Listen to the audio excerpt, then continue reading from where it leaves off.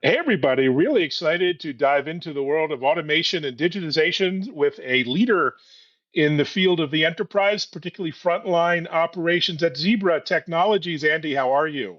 I'm doing well, Evan. How are you? I'm great. Thanks so much for joining. Always intrigued to learn more about what's happening at Zebra. Before that, maybe introduce yourself, a little bit about your journey and your team at Zebra. Yeah, it's exciting times certainly in the industry, and I've had a lot of wonderful things in my past that have kind of prepared me for the role currently as Senior Vice President of Intelligent Automation at Zebra. I spent most of my career in industrial automation and machine vision with various companies, and prior to Zebra was running a couple of business units in that space. I've joined Zebra. I've been there a little over a couple of years now, 2 years with Zebra, and today I have responsibility for what we call intelligent automation, which includes three business units of machine vision, robotics, and RFID. So, this must be the most exciting time in your personal, professional career, given what's happening with AI. And maybe we'll start with customers. Given all the advances you're making with the latest and greatest AI tools and models, I mean, how are your customers using AI to kind of improve visibility, efficiency in all of these different environments in which they work, manufacturing, warehousing, supply chain, hospitals, and on and on? Yeah, it's a great question, and of course, it has many layers. Like AI has a lot of places it's influencing our industry. I mean, certainly even before all of the awareness came in the last couple of years to AI and generative AI, AI was used quite extensively within machine vision and computer vision for several years, and we were an early investor in that space, and so AI in that context has been really critical for advancing the application use cases within our customers' environments for how they can inspect product, how they can think about all the different inspections and quality improvements that they can make with camera-based systems.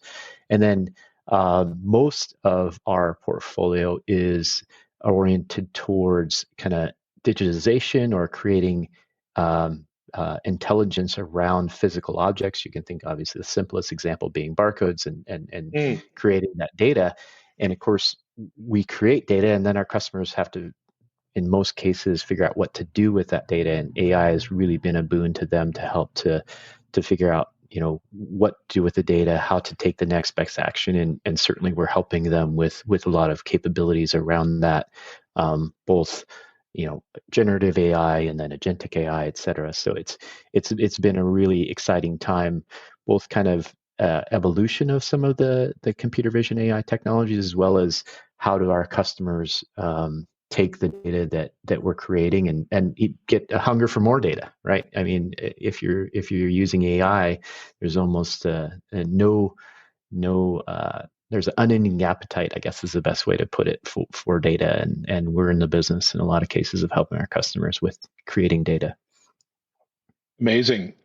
So boosting productivity is the name of the game. I feel more productive than ever. But when it comes to you and your customers, it's more about collaborative AI, helping manufacturers improve productivity and quality. Yes. So that's not a trade-off. So do you have any examples or anecdotes or stories on, delivering real business results? Yeah, so I think if you look at productivity enhancements and capabilities around that, certainly it comes down to understanding your operation and having visibility of where some of the bottlenecks are so that you can apply the tools correctly, because AI is, as you mentioned, quite the tool to apply in those areas. And in a lot of cases, there's people involved in those processes in addition to machines and processes, et cetera. So a lot of our systems are built in a way that we're collaborating and bringing the people into that kind of Mm. digital infrastructure. And so whether it's a production line where you may be using something like machine vision or code reading to track and trace or to inspect the product, there's still a lot of times a person that needs to take action against that, whether it's to improve the maintenance of the machine or to adjust the product line. So bringing that whole kind of pieces together and leveraging AI to optimize that is a big part of what our customers are doing today with our products and technologies. Amazing. And speaking of bringing tech together, working together is a challenge, right? Interoperability, interworking. I mean, you have machine vision solutions, RFID products, endpoints, robotics. I mean, how do you think about getting everything to work together seamlessly and make sure the tools are as simple to use as possible for your end users and customers? Yeah. Yeah, I think there's always a balance between kind of depth and breadth of capabilities and then ease of Mm, use. And the ideal thing with innovation is that you give depth and breadth of capabilities, but then you still make them easy to implement, easy to use, and that's always where innovation goes. You think about a world that's becoming more complex and more capable. You can think of things like camera-based systems that have more and more resolution, that have different ways to image, including non-visible light, et cetera. So things are opening up from a capability perspective, but then you still have to implement it. So how do you help customers choose the right product or even deploy the right product? A lot of that innovation can be, going back to AI. You can implement some AI to help make those decisions and help guide the customer in that regard. And then thinking of it always from a customer first perspective, right? What is their experience going to be like? What truly problems are they trying to solve, and how do we get them to that solution faster? You asked about interoperability, and certainly, we have a pretty broad technology portfolio at Zebra, mm, and we've established, a very uh, strong footprint in barcode reading and mobile computing and printing and kind of general data capture type technologies.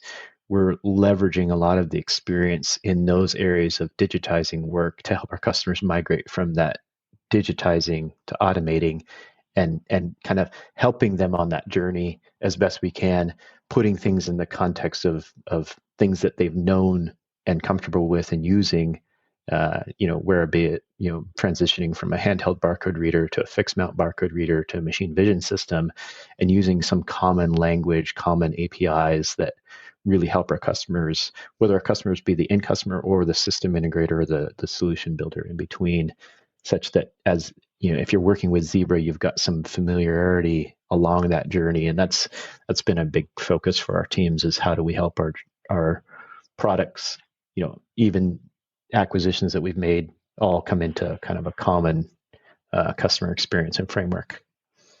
that makes sense. And speaking of customers, you must see various challenges, roadblocks that they face in adopting intelligent automation. Any common themes that you hear again and again, and as far as helping them overcome those challenges?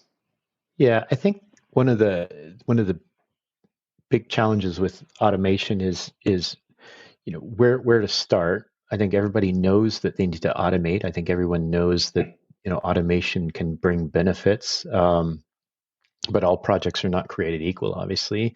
And in a lot of cases, traditional kind of industrial automation, there was typically a very large capital expense required to deploy, and so the hurdle rate or the return on investment, to deploy that would be quite high. And so that's where intelligent automation brings, hopefully, a more accessible automation level, things that can be deployed with less implementation. You can think of some of our AMRs and the way that our autonomous mobile robots are deployed in an environment with some of the capabilities to self-map and do things like that enable a lower upfront cost, and then in some cases even the cost is more of a operating expense than a upfront capital expense. Mm, And then in other ways, we have opportunities to work with our customers around visibility into the process. So, automation is great, but again, not all things are created equal. Maybe there's a piece of the process that is by far the most expensive or labor intensive, or even, their team members or associates don't like to do that part of the process. Those can be more visible if you really understand what's happening in your operation. So it gives you those clarity of where your baseline is and where your maybe choke points are in the process, so you can choose the right things to automate, choose the right projects to automate. Which, of course, if you're starting from a known baseline, it's always easier to prove or to know where to fix. The classic kind of Pareto analysis, and start with from there from an automation perspective. Yeah, makes sense. And you've been known through your career kind of as always looking ahead, trying to look one or two steps ahead. It's a little Mm-hmm. difficult these days as things are moving, Yeah. it seems, at light speed. How far ahead do you try to look over the next year, two, three, as far as big trends? And what are some of the trends you're excited about or following, tracking, moving forward? Yeah, yeah. I think there is a lot of change and opportunity in that change in our industry. I think fundamentally there are, still some kind of first principles maybe of automation or process or operations that still hold true around, thinking about how to make, processes more lean, more efficient, more friendly to customers. I think, a lot of our customers are now being requested to be agile themselves because their Mm, market is so dynamic. So how do you help them create a system that, especially when you think about automation systems, traditionally they were, very good at creating extremely high volume, low mix environments. How do you create automation that can be adaptable to relatively high mix, low volume? And then, things like multimodal capabilities. So, the fusion of RFID and then machine vision and even barcode, and mm, different ways of data capture, and what that provides from a environment visibility capability. Just, it's the classic, if you can't see it, you can't fix it, and providing that additional visibility into an operation. It's a big part of, for example, you think about Industry 4.0, and a lot of that is about um, IoT and visibility, and we're still on a journey there where a lot of industries and a lot of operations managers don't have that full visibility. So there's an opportunity to give that visibility. And then, as I mentioned earlier, kind of that opportunity to act on that visibility using, traditional mindsets and tools, but also bringing in AI and some advanced, generative tools. And then taking that to the third place of truly making the changes and automating it. So a lot of opportunities both in the multimodal data capture, kind of the visibility and analysis, but then also the implementation of change that's flexible and adaptable to the future state, in that regard. So that's kind of how I see it in those three areas from an automation perspective. interesting. And of course, there's a lot of discussion, sometimes heated debate about the role of automation and people, and it's pretty clear there's some sort of balancing act to be had. Yeah. But what do you think that partnership will look like over time? And how do we get the balance right? Yeah, it's a great question. I think the more we attempt to automate processes that historically were done by people, and maybe, maybe this is just me as it go through your career and understand more and more the capability of the human, from even just a pure physical, perception and articulation and everything, the more we are impressed with the capabilities that people provide, right? The flexibility, the ability to, grasp and feel and visually perceive. Mm, So there's a high degree of respect that I think you gain if you've been involved in physical automation for a long time, around just how capable an individual human or associate is in an environment. Um, so you understand that it's going to be a big challenge to just think that, all the tasks and even the difficult tasks that are being done by humans today can be easily automated. That being said, like I said, the technology has been advancing rapidly, and there certainly is a lot more possibility today, especially when you pair it with the AI piece. So I think where we really look at it is how do we take away the tasks that are either significant productivity limitations or things that are kind of the the dull and dirty and dangerous, the things that we really don't necessarily people don't want to do in the future anyhow are by far the best opportunities for automation, and being able to understand where those are at in an operation is key, and that goes back to the visibility piece that we talked about earlier. But then I think there is, in a lot of operations, especially in a high mix, high variability operation, a flexibility and a creativity that humans provide that can is very difficult to replicate, no matter how advanced the AI or how advanced the automation. So being able to create systems that have that collaborative capability, that can have both humans and automation in the same environment working collaboratively, has a huge value for customers, both at the end state of that automation journey, but also as they go along that automation journey and think about a transition from maybe a fully manual process to a fully automated process. There's going to be it's hard to just make the hard switch. So how can you take that journey into automation with making things collaborative and allowing for parts of the process to be done by humans, enabled by wearables and other things like that, and other parts of Mm. the process to be fully automated. Yeah, it's interesting. You talked in the past about the crawl, walk, run approach to things, and I guess things like wearables are certainly a great first step and initial crawl, but there doesn't seem to be a playbook or a blueprint or a guide to advanced AI automation or agentic. Um, any advice to companies on this journey and how to kind of get it right and not skip too many steps in this Yeah, process?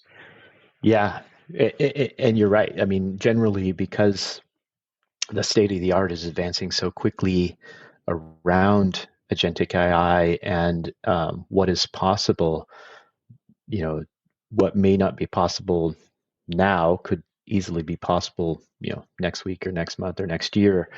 Mm, So I think it's cautious. You be cautious to make hard statements about what you shouldn't try or what you shouldn't do. I think fundamentally it still comes back to what are the key areas of your business that are either restraining agility or restraining productivity, or what are the things that can have the greatest return on investment. And I think to have visibility of your process and understand it, there's kind of some no regrets implementations there that I've talked about in the past, how um, automatic data capture, which is mm, quite mature, still has a really important place when it comes to implementing even advanced technologies and things like agentic AI. I think clearly we see the most opportunities in things that already are highly digitized. So things that are almost pure digital environments, like software coding, and some of those areas are really getting the mm. most productivity gains from generative and agentic AI. But I do think as we tie physical automation into those spaces and make it adaptable, that there will be all kinds of opportunities. Um, but it's difficult to predict where that limit exactly is, because it's definitely a moving benchmark. And I guess back to your crawl walk one, it starts with visibility. It moves to finding those places in the Mm. process that are the most clearly have a return, and then starting to implement in those areas and see if you can gain a return on investment from that regard. Amazing. So you guys are busy, to say the least. Maybe a little quieter in the summer, but you have a busy back half of the year. What are you looking forward to in terms of industry events, company events, or anything else on your radar as we head into the end of the summer and busy fall season? Yeah. I think we have a lot of exciting capabilities that we introduced this last spring around Mm. some of our collaborative robot solutions. We introduced a new way for people and carts and robots to work in a warehouse environment and all Wow. coordinated. That solution continues to gain significant traction in the market for us, and we're continuing to add capabilities to that solution. Certainly when you start to think about agents in a orchestrating agents in an environment. You can think about the physical environment as well as the digital environment, and there's so many things that you can do with those type of solutions. I think the multimodal thing that I mentioned earlier about bringing together technologies such as RFID with computer vision, machine vision, 3D sensing. We acquired a business earlier this year that was really focused on 3D cameras. So we introduced a new scan tunnel concept that includes various technologies and integration of those technologies from Zebra in automated scanning, kind of over the conveyor type Mm. solution. So those type of advances and foundational platforms that can help our customers, we're going to continue to invest in those areas, and certainly, as you mentioned, continue to invest in AI and those opportunities. So a lot of exciting things in the pipeline that some of those will certainly come out later this year and into next year from the Zebra business. Well, I can't wait to see it all unfold, and it's Yeah. exciting times. Thanks for joining and sharing just an update on the vision and the mission. Yeah. Thank you, Evan. It was great to catch up, and Thank you. look forward to our next conversation. Likewise. And thanks everyone for listening and watching and sharing. And check out our new TV show, Tech Impact, on Bloomberg and Fox Business. Thanks, everyone.